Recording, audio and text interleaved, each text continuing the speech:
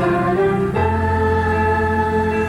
na walang hanggan, samahan mag-ingat,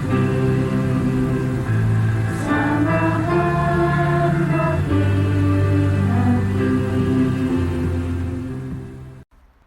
Roma 8:14-17. Ang lahat ng pinapatnubayan ng Espiritu ng Diyos ay sila ang mga anak ng Diyos.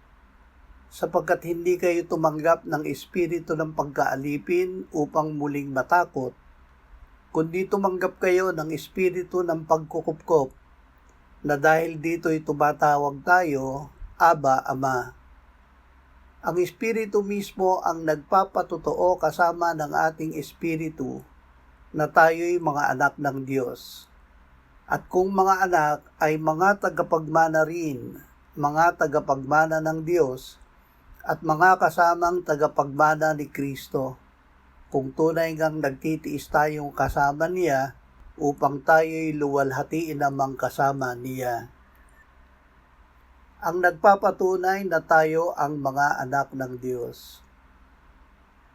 Ang paggabay ng Espiritu Santo ang nagbibigay sa atin ng katiyakan na tayo ay tunay na mga anak ng Diyos.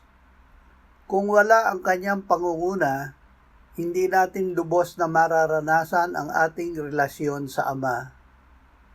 Ang pagsusuko natin sa pag-akay ng Espiritu Santo ay hindi pabigat, kundi isang paraan upang maging panatag ang ating puso na tayo ay kabilang sa pamilya ng Diyos.